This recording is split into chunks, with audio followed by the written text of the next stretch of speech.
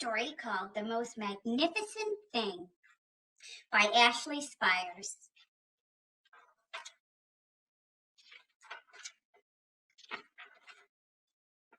This is a regular girl and her best friend in the whole wide world. They do all kinds of things together. They race, they eat, they explore, they relax. She makes things. He unmakes things. One day, the girl has a wonderful idea. She is going to make the most magnificent thing. She knows just how it will look. She knows just how it will work. All she has to do is make it, and she makes things all the time. Easy peasy. First, she hires an assistant. Next, they gather their supplies. They set up somewhere out of the way and get to work. The girl tinkers and hammers and measures, while her assistant pounces and growls and chews. When she is finished, she steps back to admire her work. She walks around one side. Her assistant examines the other side. It doesn't look right.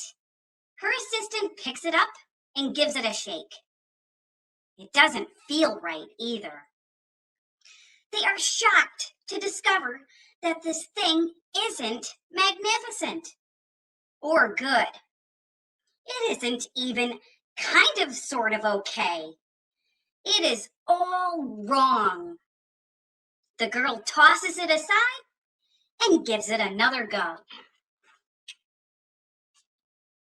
She smooths and wrenches and fiddles.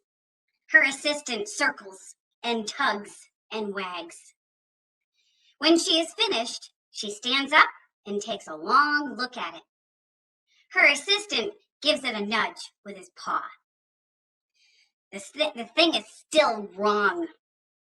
She decides to try again. The girl saws and glues and adjusts. She stands and examines and stares. She twists and tweaks and fastens. She fixes and straightens and studies. She tries all different ways to make it better. She makes it square. She makes it round. She gives it legs. She adds antenna. She makes it fuzzy. She makes it long, short, rough, smooth, big, small. One even smells of stinky cheese. But none of them are magnificent. Her hard work attracts a few admirers, but they don't understand. They can't see the magnificent thing that she has in her mind. She gets mad. The angrier she gets, the faster she works. She smashes pieces into shapes. She jams parts together. She pummels the little bits in. Her hands feel too big to work, and her brain is too full of all the not right things. If only the thing would just work! Crunch! The pain starts in her finger.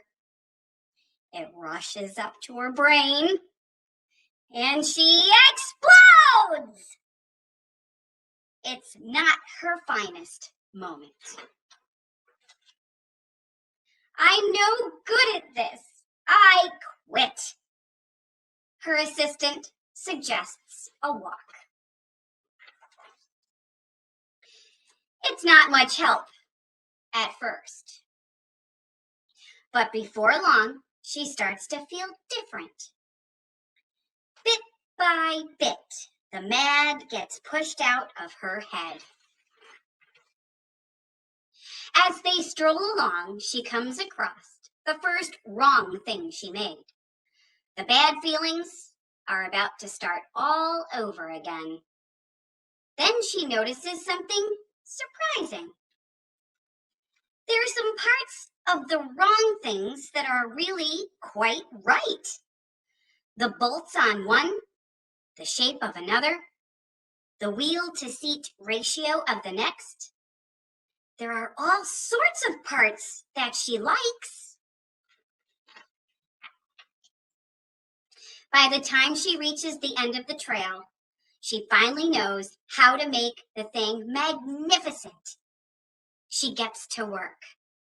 She works carefully and slowly, tinkering, hammering, twisting, fiddling, gluing, painting. Her assistant makes sure there are no distractions. As one character says, this is the perfect thing to ward off bears. Another says, this will stop that leak.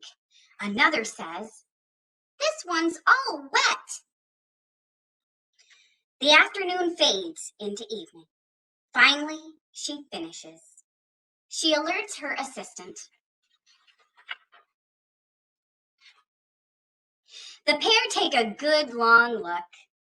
It leans a little to the left, and it's a bit heavier than expected. The color could use a bit of work too, but it's just what she wanted. They climbed aboard and take it for a spin. They are not disappointed.